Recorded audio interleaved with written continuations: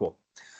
All right, so back to the agenda. We're going to talk about agentic AI, generative AI with content fragments, assets, and also universal editor. So that also has some generative functions. And then AI in the AEM ecosystem, really more specifically around things like pipelines and development and cloud manager. And then we'll wrap it up.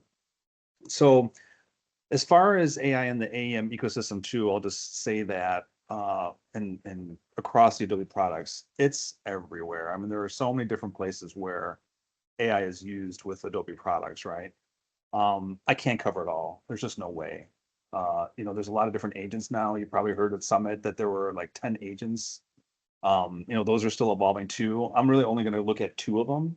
And I don't even have the live version of it either. We have not been enabled with some of the like the Sites Optimizer and LLM Optimizer, unfortunately. So I can only show you from what I gathered from some of the webinars and walkthroughs. You may have even seen some of those.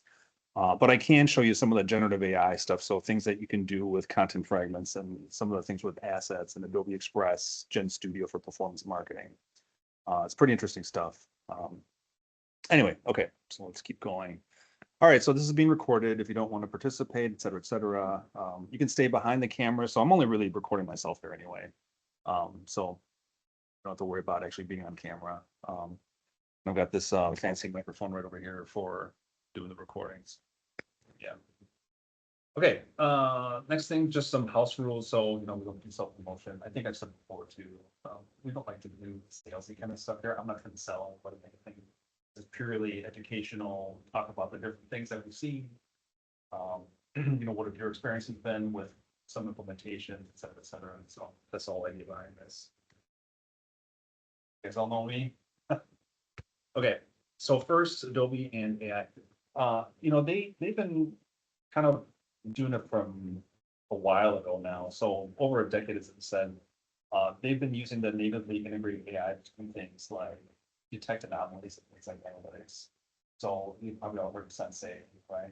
When you upload assets, then it automatically will pull things like the smart tags, colors, and all that, which you can then use to kind of build out something like I would imagine color palettes and design, right?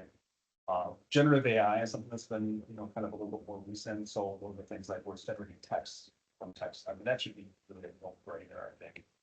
Text should be really generated where it's specific to tone and driven by things like guidelines and brand standards. Now we've got Adobe Firefly as well. So now we're starting to create things like images and videos. They're going to be more and more real. I'll show you some of the examples that are available in Gen Studio with Firefly.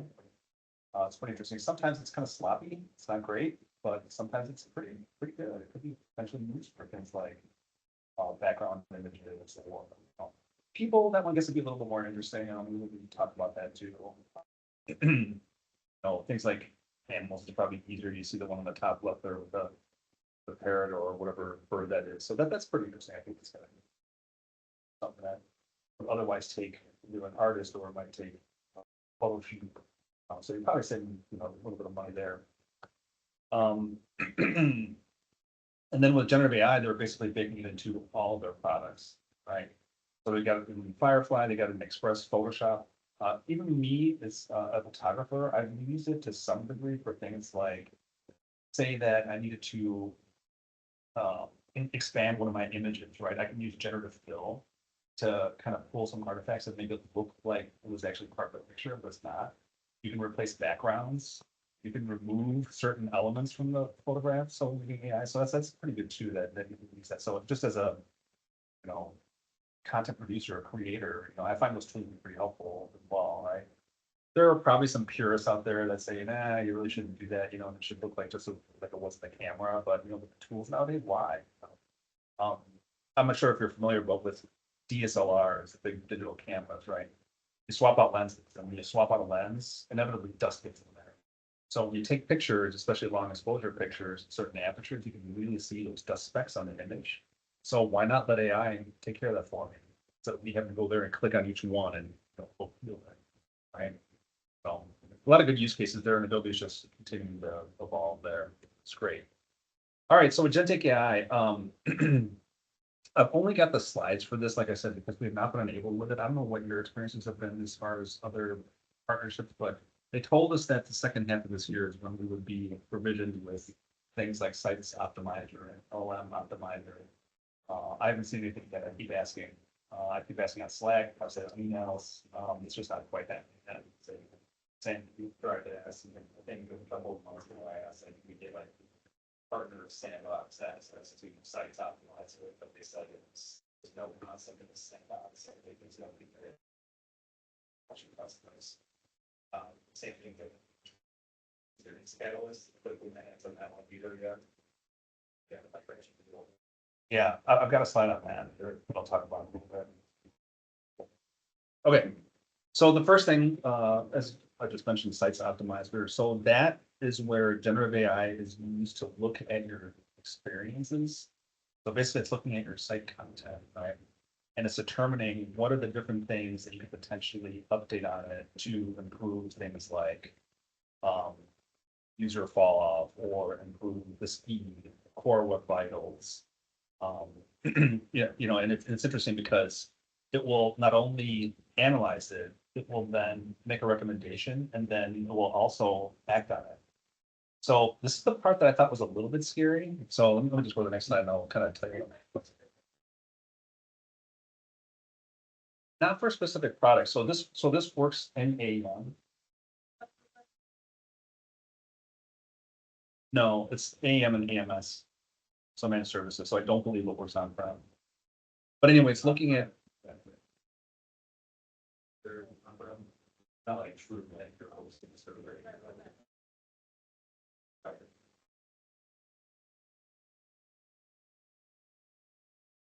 Yeah, so it's looking at the site experience basically, right?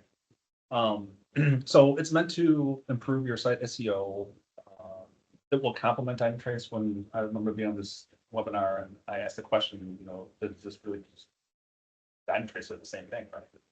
And they indicated that it's really more of a complement to Dynatrace because this provides actionable kinds of things that you can do.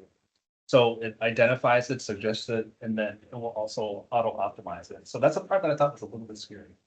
What it does is it will create a feature request or it will create, basically a PR for you to look at, so that you don't involve development. That's the part that scared me a little bit. Yeah, you kind of want to make sure that somebody, with some technical expertise is going to, allow things like redirects, changes in dispatch or configuration changes or front end changes, right? Like you wouldn't want it to just make those changes automatically. So I'd be curious to see a little bit more about this, which is why I'm waiting for this to be enabled so that we can really test this out and see what that looks like. But I like the idea. I like the idea that you can use something like a Sites Optimizer to review your site and give you some things to look at. So here's an example of it. Domain linking to invalid site URLs, right? So that's to measure your SEO quality. I'm interested to see, the projected traffic loss and then the cost. Is this like per day, per week, per month? Like to figure this somehow. Every site's going to be a little bit different, right? So I think this is purely a demo example of what they showed us. But I do like the idea of being able to look at these different opportunities, seeing what they are that you might not have necessarily known of without involving like analytics or analytics. Right? So I thought that was pretty good. So let's see where they evolve with that. And then this is just an example of, the insight, what their rationale is, the suggestion, and then you can request the approval to make the change or see that blue button over there, deploy the automation, right? Or deploy the optimization. So that's like content. Yeah, yeah. So this one specifically.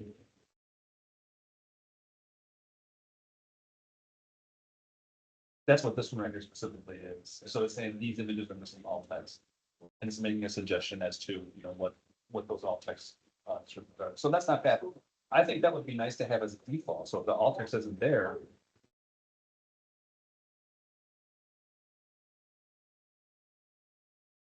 No idea.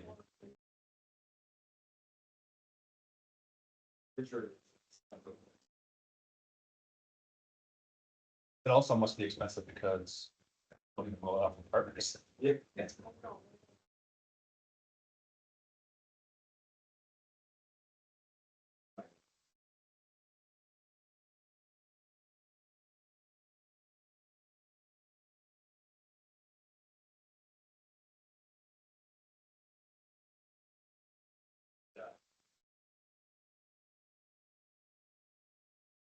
Well, it could be used for testing, yeah, for sure. And like I said, they told us second half of this year.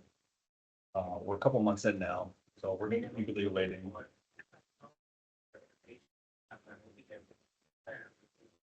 Yeah. Um, so that's Sites Optimizer. I think that was the only, or that's the last slide I had on Sites Optimizer. So I'll go on to the LLM Optimizer. So this one is interesting because, I've even mentioned this and not everybody knows the term GEO, right? So that's generative um, engine optimization. So let me explain what this is. So it's a way to optimize your site so that when the LLMs or these AI agents crawl your site, it's the best content for the LLMs. So they have this whole idea behind the zero-click search. So when you do a search in something like say Google, you don't even have to go to the site and get your answer, right? Because you got that AI generated search result right there. So that's kind of interesting. That means that it must have crawled that information somewhere. So remember FAQ pages, those components for FAQs. Now all of a sudden those are very important for geo, right? So I thought that was pretty interesting too. But anyway, this is a tool which lets you basically see what those different attributes are for what would improve your site content so that LLMs work very well with the site. So I thought that was a pretty interesting one too. They did a POC on their own for the Acrobat products, and they got these results of like 200 plus visibility, and then 41% plus in traffic from LLM. So I thought that was pretty interesting. But it's like suggesting content change and also suggesting like 10 kind of data. Yeah, probably all those things. So they give you some reporting on it first. They do give you some recommendations on what to do. So there are some optimizations that they suggest for it. Technical, on-site, off-site. I'm not sure exactly what that on-site, off-site optimization is necessarily. So I don't know if that means like auxiliary content or does that mean like referred content or? Yeah, I've heard the term offsite optimization. I think that is not what I heard. It's just about attaching. Like optimizing for brand capacity for these lifestyle and outside. That's more like Yeah, this is also another example of something that we haven't been able to put it in. It's a standalone product. So, I don't know if it's something that we have to request. Is it something that you can get if you're part of a beta? Right, not entirely sure, but I just know that this is something that, was having to do with content. I think that's kind of what I wanted to, focus on with this particular presentation was how AEM might be impacted or affected by different optimizers. So this one specifically is content. So I thought that was a pretty interesting one. this. Oh, I'm not going to be a separate file. I don't think so. Yeah. Yeah, and I thought that all of the different agents they talked about at Summit would be available in 2025. I wasn't sure that any of them would be for next year. And I know there's others for different applications like Experience Platform, Analytics, Workfront, right? They all have their own set of Agentic AI tools as well.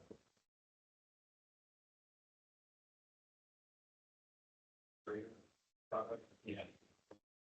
Something else.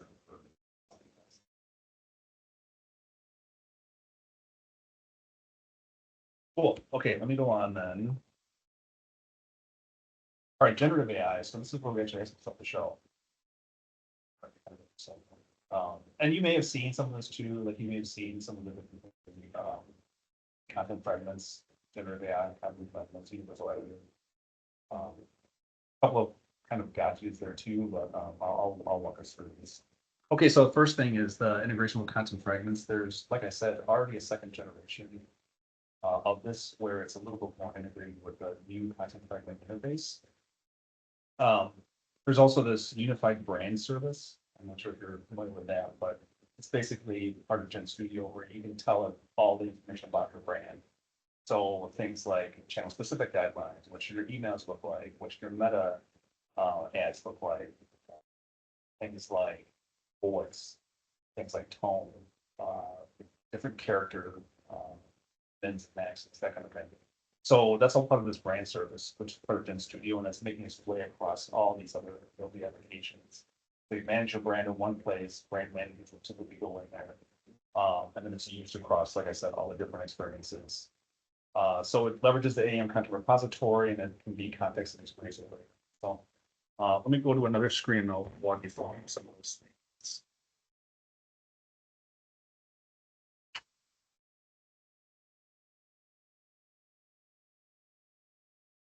There.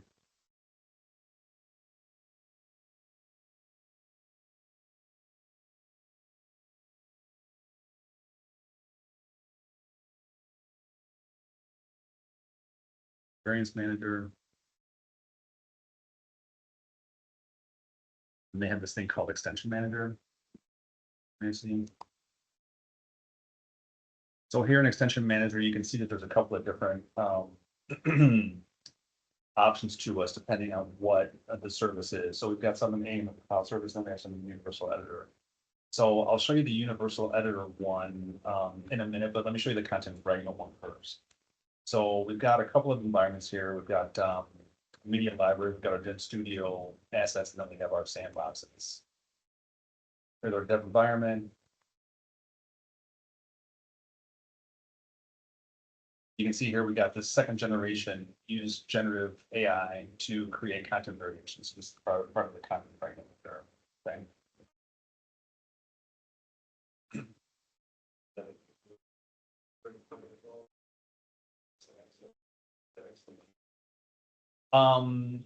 Well, one of the things I noticed is that when I go to this extension manager, then this UI extension manager, then I notice that there's new stuff rolled out, but it's disabled. Okay. So Yeah. in some cases, you can just opt into it, you can just enable it. In some cases, you might have to request the access, so, Oh, it is. yeah, so it just kind of depends.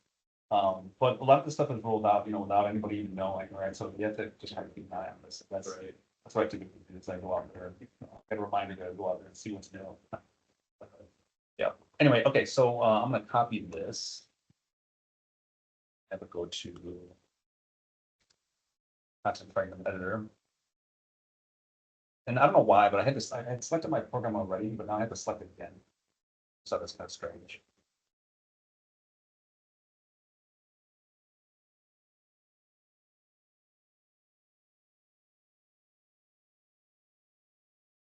Okay, so you can see a set of content fragments here. Okay. So you've probably seen some of these. These are ones which are the weekend travel, I want to say. Okay. There's some content fragments that are created for, I think it's a React app that leads the content fragments with GraphQL endpoints and then displays your content, right? So it's just structured content. It is.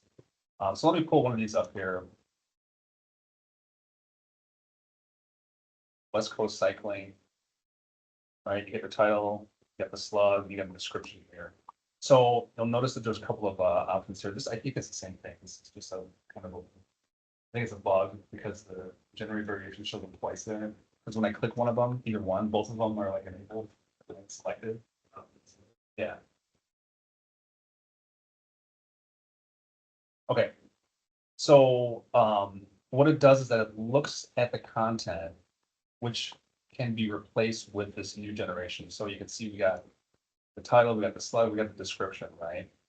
And then it gives you some suggestions for this. So the suggestions are just like, make this more or hardcore, outdoor, so, whatever. It gives you a couple of different examples there. So in the slide, what I had indicated is that you can also have context. So this is where you can do things like you can add a reference page. So you can say, go to this particular website, reference the ad to rewrite this content to make it match more what I'm seeing on this particular website. You can upload a content brief, so that could be something that you get from a marketing department, right? And you can add an audience. So let's just say that you wanted to select, from something like a Target, and you have personas set up in Target that you can select from those here too. So again, you can just add a little more context and make it a little bit better to resonate more with specific audiences, which I thought was pretty interesting. Anyway, I'll just put a quick prompt in here. Make this resonate hardcore outdoors. That like to bike in the city. How about that? You say generate, and it will take a look at your requests, and if there's any context that you might have associated with it. Update that rich text. It's not. It does not fit all the other fields, but just this one area. But I think you can configure it because it does show a checkbox for all the other fields that you could potentially change. Let's clicking page contents, creating a plan. Okay. Yeah. And then it gives you, what that would look like. A couple of different examples here. Urban cyclist trek. You select that. Then place it. Create variation. Yeah, so it's creating a variation of this time, right? So I'm looking at the, so this will create a variation.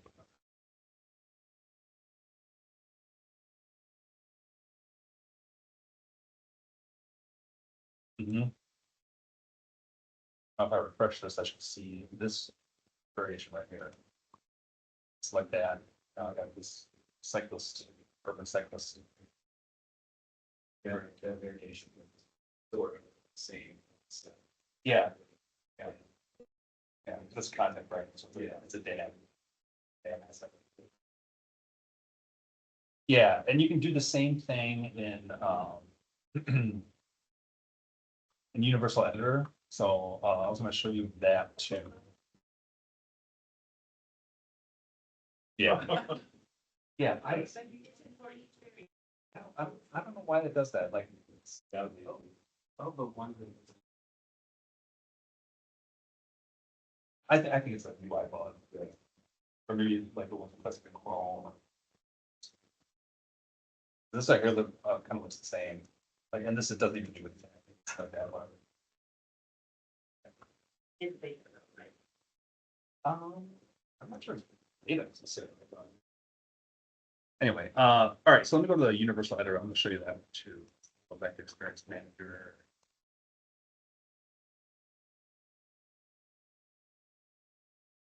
The sandbox.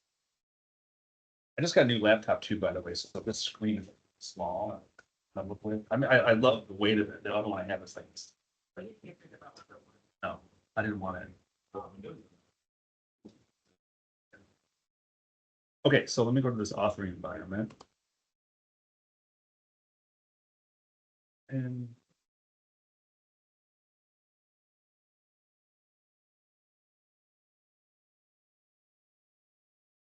sites. Oh, and by the way, I don't know if you noticed, but you've got generate variations here too. So that just brings you to another interface where you can generate variations and you can copy and paste them into the content. So it's not quite as tightly integrated. So what you just saw in the content fragments, it was a little more integrated, right? It's right there in the right rail. So it's kind of nice. Anyway, so going back to sites. Got one. This one, so we're using edge delivery for this particular page here, and universal editor is what we have configured for it. Okay, so you can see that here. So this right here is component specific. So let's just say I select this particular text block right here, right? I can click on generate variations and it will update just that one text box. I imagine that universal editor is a little bit trickier because of the way the components are all laid out. I think you've done some work with it, right? It's like initial versions. Yeah. So anyway, so here's the AEM version updates, right? And they give you some suggestions for it. So you can use a prompt to say, make this resonate with C-suite audiences. Just that. Yeah. No. Just that. Yeah, so if I say generate, you'll see it's kind of doing the same thing if it was doing in the content fragment editor.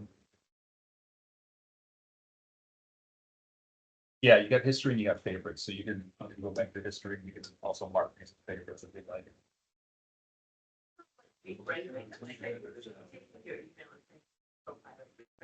Yeah, yeah. Yeah.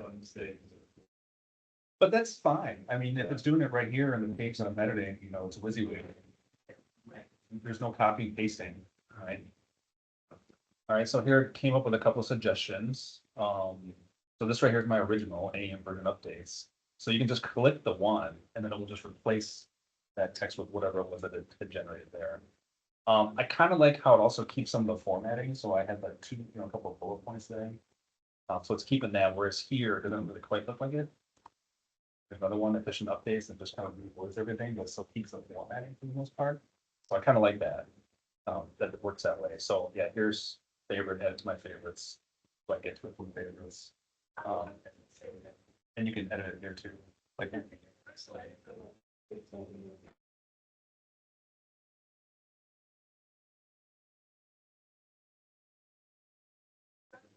I don't know. I don't know if it saves it in the JCR. I imagine it must, right? Because if I were to close this out, like it wouldn't be on local storage. So I imagine we'd have to save it to the JCR content. Right.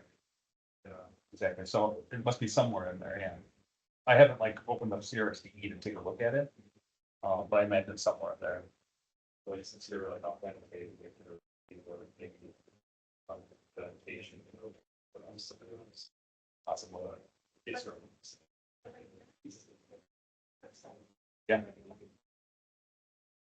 Authoring environment.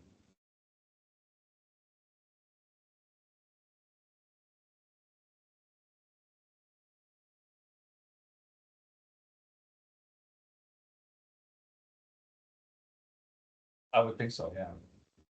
Yeah. Yeah. It does not automatically publish it down. Okay, so we still have to publish it here. Yeah. That would be like on it. Workflow. Yeah. So we do have a pretty good environment set up for this too, so I think they do that, right? Yeah, let's publish it. Why not? One thing that I know, it's sort of tangent of the edge delivery and universal effort, like I'm document based off of PA live, but it opens up my edge delivery URL on that. The dot, not dot live, dot page, but AEM dot page, and then AEM dot live, but it would be for side. But that's not the end. No, that's okay. So have you seen anything like this? Have you guys seen? Yeah. This kind of generate variation before? I think because like it's that generate variations, but not far away. It's not the name of the involved. Listen to our extension and why. Yeah. Yeah. And anyway, goes back to and usually I go there and do that. So I want to see stuff in action. Cool. Okay. I think that was it as far as those. I have a quick question. So we showed content fragments. Yeah. Is there a similar one for like experience fragments? In like knowing that as delivery. Fragments go out. Is there a similar concept where you can like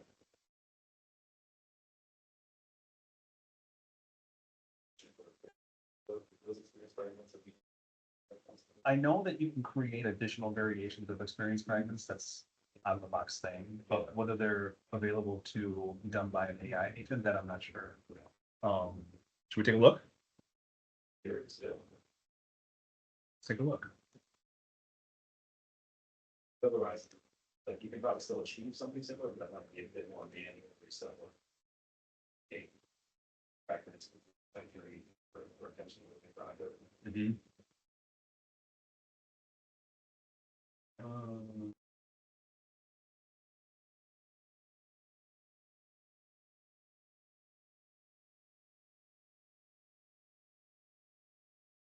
Pick a one. See what options there are. So create a variation. Not really seeing anything AI. Yeah. Okay, this is like a quote.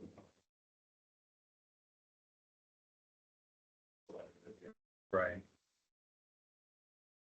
Maybe in a universal editor, or editing something in universal editor that would show up. Yeah, because I know like with edge delivery, like there's a concept of bragging, like experience writing, but they're not, and it's just. Also, you have to pull up here. Maybe you can still like put universal editor, still use that generate variation plugin, but it's, I suspect it's not creating like physical type of machine. It's not very. PCR, that makes sense. Now, out there. Concept reference. That's. Yeah. It's not so useful. It's able to access the plugin. After the data owner. And over. Version or something like that. I know like with concept fragments, like where we say, we still build a block that all like that GraphQL content fragment API. Client side call, we're not able to either that in our server side from.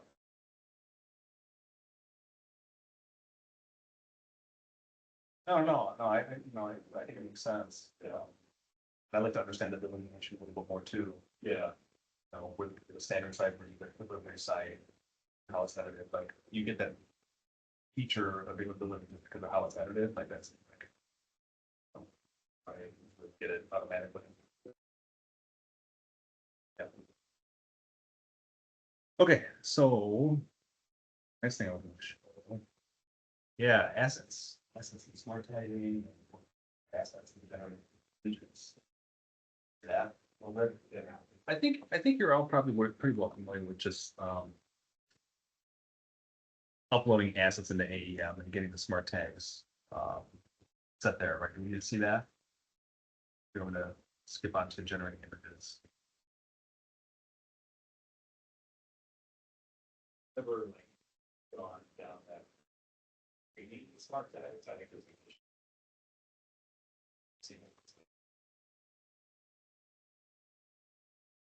Yeah, I've seen that. I've seen that too. I know that you can do things like set up restrictions, like set up restricted tags. I think that's kind of interesting.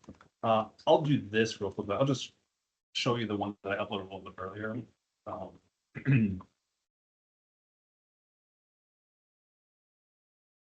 So you don't have to see me, walking through like the same, selecting a file and uploading it and all that good stuff. So separate topic too, by the way, this is a folder I use for showing the content automation features of AEM's cloud service. So not that it's using AI, but what you can do is you can bring Photoshop filters, Lightroom filters up into AEM's cloud service. And then when you upload like an image into a particular folder, it will run those filters on that. You generate images based on those filters. Yeah. Yeah, so it'll run Creative Cloud applications, not applications like Lightroom, but it will run like a Lightroom operation in cloud service. So imagine that instead of having to go to a photographer and say, hey, we need all these black and white versions or on brand, whatever images, do it right here and do it moment. Yeah, anyway, being on the photography side, I was really interested in that. It's like join the data, feedback on that. But we have enabled in our sandbox here too. Anyway, so demo. So this is an image that I uploaded earlier. It's a picture of Mavola. See that here. So if we look at the properties of this, right here you can see it's got, detected the orientation. That was easy enough, right? It's got the smart color tags, the colors that have pulled out for the palette. And then a couple of smart tags of what it gathered of the scene, which is pretty accurate. It's night photography. It's a resort town. Looks like a travel picture. So I think that was accurate enough. So this is the interesting thing about working with generating images in AEM. So I'm gonna show you Gen Studio. Have you seen Gen Studio before? A little bit, okay. So we did get provision with Gen Studio. And what you see here is you see the option to create different kinds of content. So typically Gen Studio is used for creating ads. So ads in LinkedIn, ads in Google, meta ads, you can create emails, that kind of thing. So it's almost like taking some of the marketing automation tools and bringing them into Gen Studio. It also lets you create on-brand images. Okay. So how does that work? Show you. So the first thing that you do is you select like a reference image. So what do you want this image to kind of look like, right? So you give it like sort of it's almost like a template. So I had done this before. I took a picture in San Francisco, so I used that one. And let's see what it can generate with prompts.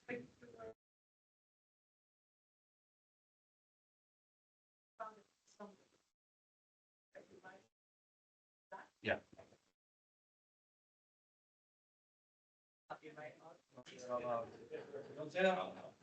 These assets are specifically stored in it's an AEM assets in our dam. This is our dam. Not that you can't upload an image to your own dam. Right. But this is our dam. Okay.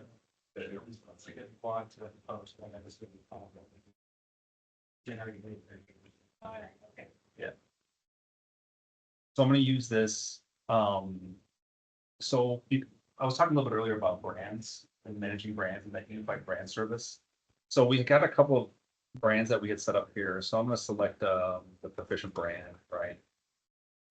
We have in our brand specific guidelines that are for, there's just some general ones, but then we have ones that are for like headshots. We've got guidelines for stock images as well. So I'm just gonna use our general photo guidelines. You can select from different models.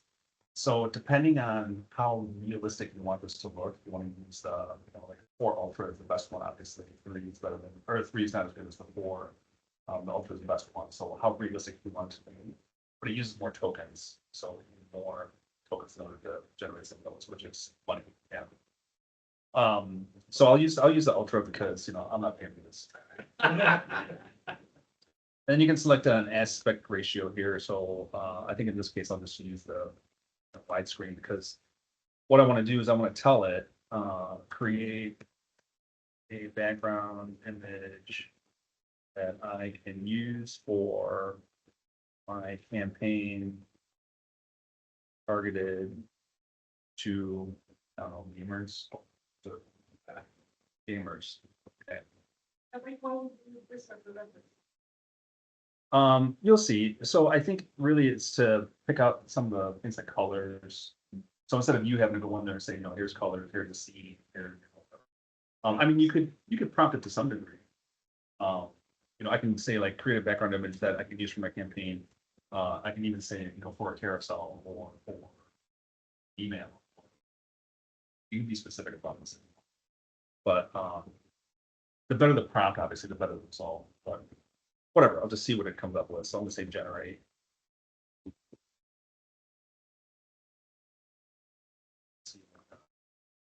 What's loud come up with? Was this like comparative to this? Yeah.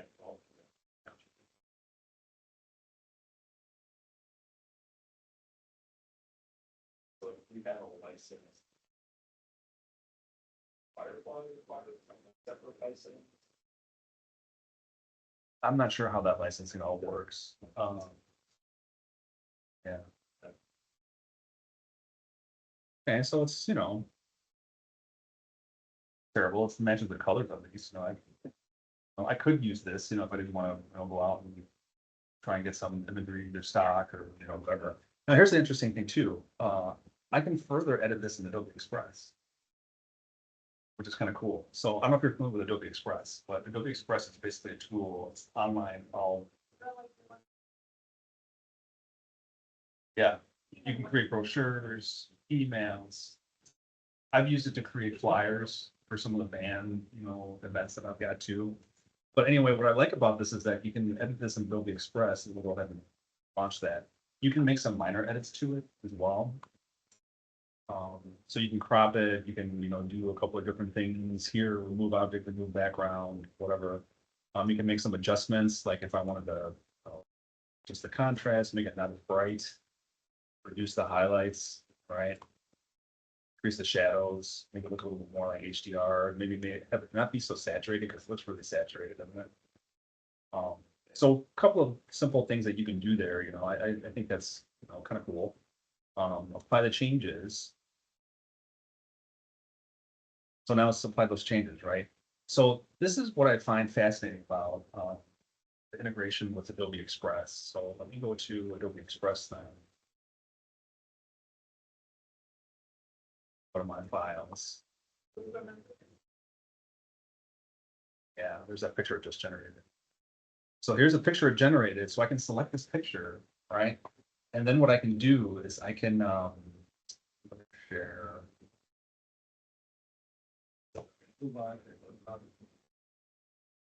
Share. No, that's not the share I wanted. It's a different one. So maybe in that.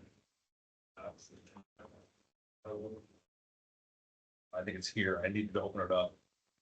And go to this share. Okay, so now I go to this share. This is what's kind of slick. I can share it to all these different channels, right? But check this out. I can share it right back to AEM assets.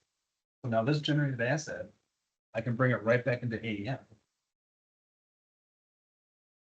No, it's only in Gen Studio. Gen Studio. It has its own, yeah, it has its own provisioning DAM, which you can navigate just like a normal DAM, like you would AEM. But this is kind of cool. Like I can save it as some image.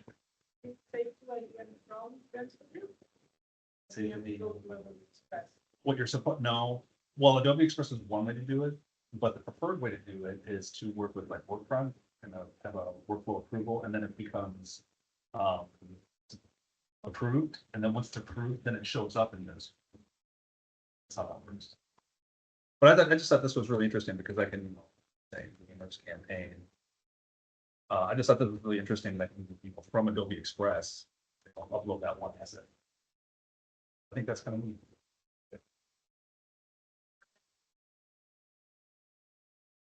No, it just brings it to AEM assets, so it's out there now. So yeah, so it can be used, yeah, and further edited and more variations created. Yeah. Yeah. Yeah, it should still go through that process. So anyway, that's working with some assets and Firefly and different images. Interesting developments there.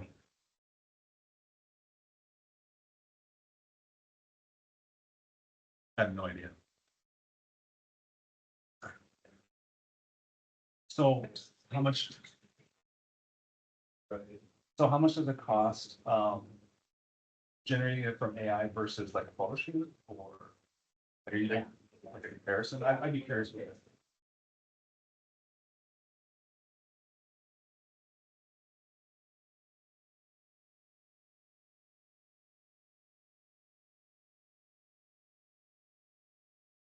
The quality's good enough?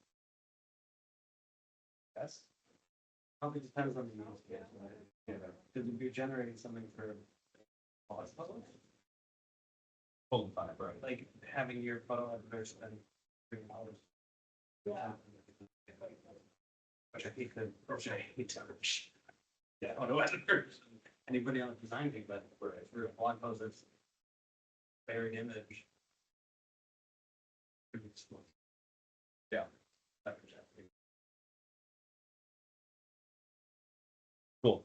Okay, let me go back to the deck. I got a couple more things to show here too. Yeah, so adding the ecosystem, the AEM ecosystem. This is really like just the experience I've had so far with working with the AI assistant. Have you worked with the AI assistant at all? Anybody? Cloud manager?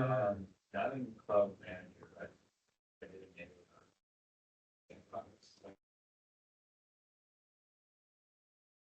All my other tabs. I wanted to walk through this real quickly because I think it's interesting because it doesn't really quite give the same context that I'm looking for when I'm in an AI assistant. So let's just say, for example, let me go to Experience Manager. And I'll show you. So here's my sandbox, right? Okay, and big letters right here, my last appointment failed, right? So I'm gonna open up the assistant right here. Here's my AI assistant. And I say, why did my last appointment fail? This looks like it might be related to AEP, or maybe it's something related to Adobe Commerce, or what? This is not useful. Yeah, I think it's intended to, yeah, like bring those. So it's like, as opposed to.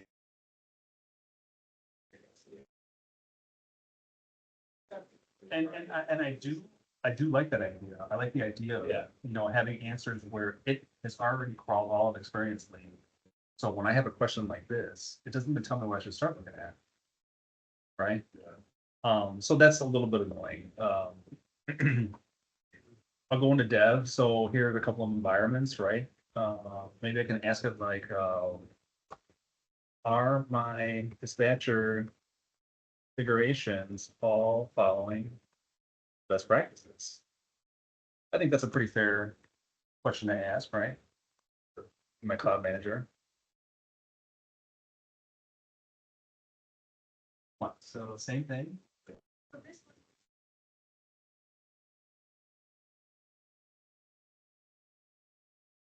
I think so. I think it should. I think it should be. Because this is, because what we have to do in an AM with a cloud service deployment anyway, is you have to bring your repository and sync over to their GitHub repository. So they have access to it. They use it to build. The local LLM, is it? What's this, one that? I don't know. I think that custom LLM should be supported because some companies might be a little bit funny about that. But I also think that if I have a question about a deployment failure, am I really truly the only one experiencing this? Like, I want to make sure that they're checking their knowledge base Where is in this? case, Where's it all you know, coming together? yeah. That's a cool question.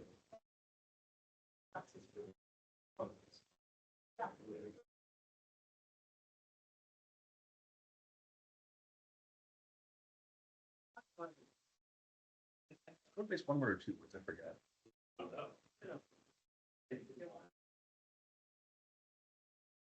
Okay, Oh. let's be on the scope. Okay. This is. Yeah, I think so. Like and that's why I have a bunch of slides with some wish list items. So I'm just showing my experience that I've had with the AI system so far. In some cases, it did show some good content. So you know where I want to have this available if it's already crawled all of experience lead is when I do my certification, you know, renewals. Yeah. Give me the answers, right? Oh, They made those examples. Yeah, It's just- agree. My- yeah, mine are coming up, but I have that done. Did it last year. Even if you fail.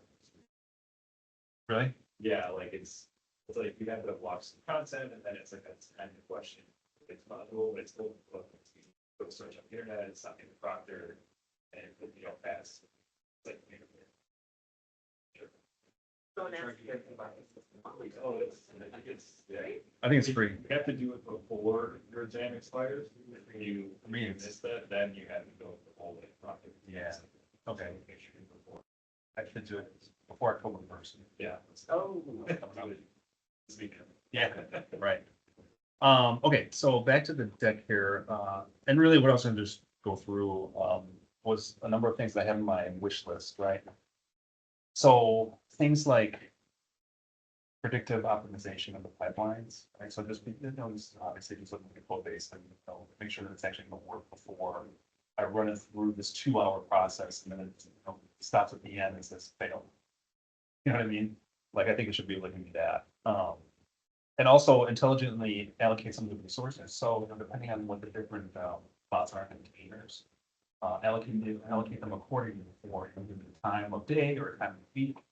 Try to work that out with different, you know, because they're all cool resources to some degree. So I want to make sure that this right here is smart enough to be as efficient as possible so that it doesn't take 2 hours. And then optimize the test selection too, so they run it across a number of tests to avoid your, so that's just a couple of things on my wish list.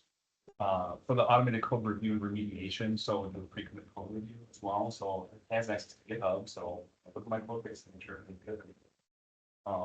So just any auto fixes, right? Enhancing the PR, so can it summarize the PR, for example, or someone who's looking at it, so they can. See the summary, yeah, that'd be good. And then the BPA report, that one's interesting because it prepares you for going to AEM and file service, right? Instead of saying, hey, you need to modernize your code base because you have this flag, this flag, this flag, tell me what the fix is, and just make that fix. I think that would be good too, like kind of auto modernize the code base. What's that? Auto connect, yeah. Like doesn't GitHub have some of these capabilities? That's Maybe they're not trying to.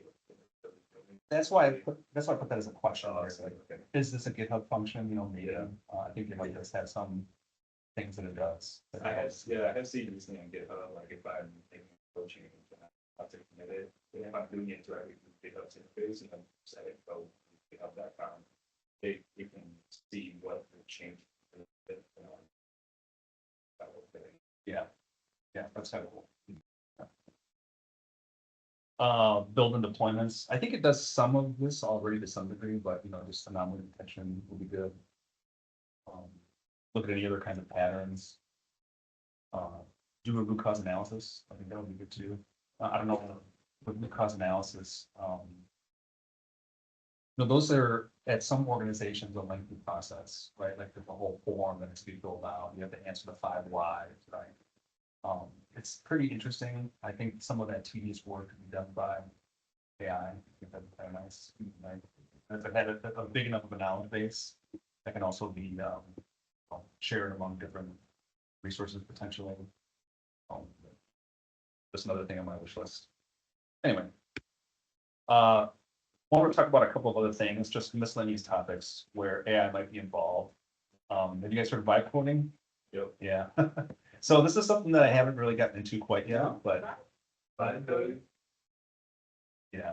So you're fully reliant on using AI to create experiences, to iterate on those experiences. It'll create a code base for you. You know, I confess I tried a little bit of like creating a developer site. Yeah. Like you go like that. We develop this portal.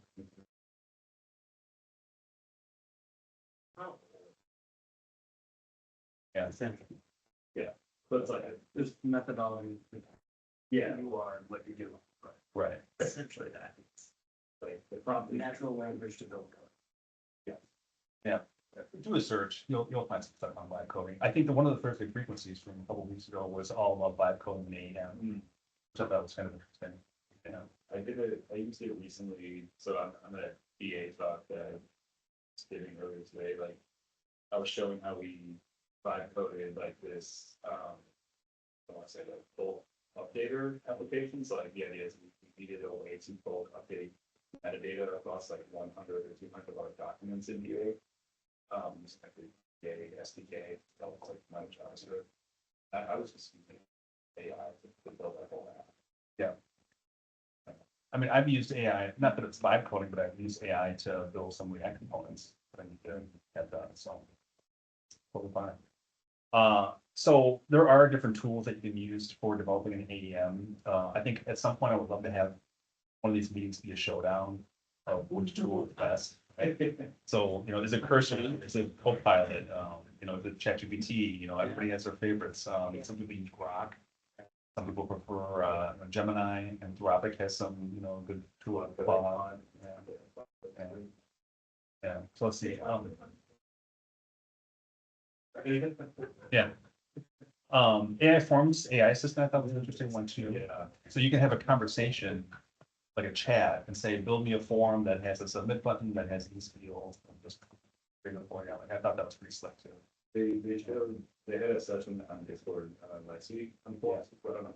See that? I didn't see that one, no, but I heard about it. Like, they were showing you can like upload like a PDF file of like form, Yeah. like in PDF form, and then the AI system will scan that PDF file and then and then essentially author your form in AEM based on what's scanned. Yeah, that's slick. Yeah. That's pretty slick, yeah. So migration tools, so we did have a walkthrough with Adobe on this experience catalyst. So basically what it is, the way that you can use AI in these tools, there were a bunch of steps to it, it's still kind of early in the process, you still had to have developer involvement. You still had to do mappings for JSON and sitemaps and such. So basically it's using this migration tool to migrate a site, which can be anything, into content blocks and edge services, conducting based offering. So I thought that was pretty interesting too. I think a couple of partners have been enabled with it. We had just a kind of an introductory conversation with Adobe on it, so I think we're still looking to get provision with it so we can play around with it. Actually look at the site and bring it over and see, if that's really true. Can you migrate over a site with minimal development? There's hesitation, but and that's fine. And they said that too. This will give you a good start. Like, they're trying to cover for the, sort of 80% of the bigger stuff. But migrated from what to what, like to AEM from a different? From any other platform to AEM. They consider that like one of those like onboarding tools, like people who are migrating away from WordPress or Yeah. Drupal or some other things that go through it. Kind of pushing the system. I mean, that's true. That would be huge, yeah. I mean, what we also saw, we had an internal call where we have a Sitecore team. And somebody like over the weekend developed this tool, which did basically the same thing. So it used AI to migrate a site into Sitecore. With all their components and all their, what they feel. I think it was a handful of pages, maybe not the whole site, but over a weekend. Wow, that's Pretty pretty good. good. There is a software with a SaaS company out there on the West Coast. They go by the name Radio. Yeah, I've heard about it. Okay, they have a whole product that's, I think they were kind of focused around ABM first, but I think that's like what probably recently. I've seen it, it's pretty fast. Yeah. So it's kind of thinking that, so like. Yeah. I'm always curious. Yeah, ABM. That could be, that would be a good acquisition. Yeah.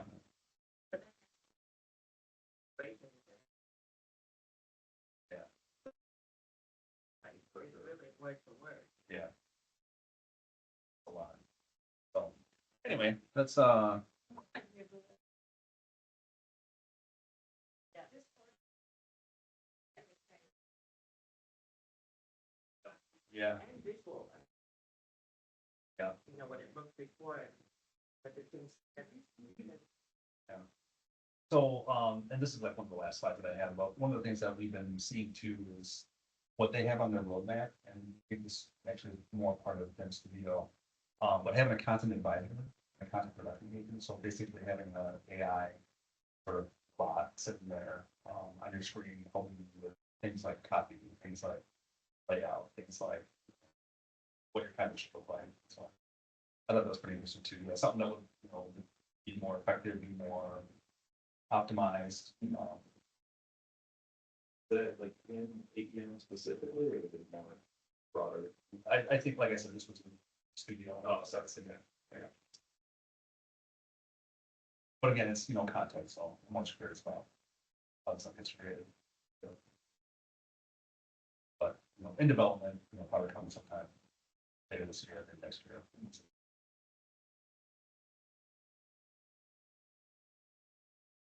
No, that's it. Next chapter is October 16th, is totally gonna get that one. And it's gonna be down into I think that, so Southeast and Midwest, so they're gonna call us, but I think it's that one. Yeah. Yeah, so, they're always good to be a part of, obviously, you're all part of the Midwest chapter, you see notifications. So, always looking for, other presenters, anybody else who wants to host. Thanks. I'm looking at y'all, you guys. Cool, okay, that's it. Have you seen like So like all these like Adobe AI tools, like it seems it's more on back office, kind of like content generation or like experience orchestration, if you will. And maybe less so on like, they don't really do much like consumer facing AI. I think there was, I just saw it today, like, maybe they announced it at Summit, but there was something called the brand concierge. I don't know if you've heard of Well, that. I've heard of that. Yeah, those seem to be what it all is. That does, I looked into it, I don't think it's east yet, but that does seem to be crossing the boundary of like actually being like a consumer facing search interface or chat interface. Whereas all the other AI tools that you were just describing, it's more about back office for the marketers, but creating these experiences. So I think it's interesting that the seeing abilities. That's more like the marketing efficiency tool set, but they're also trying to kind of get more to some AI stuff. I'll just stop the recording. Yeah.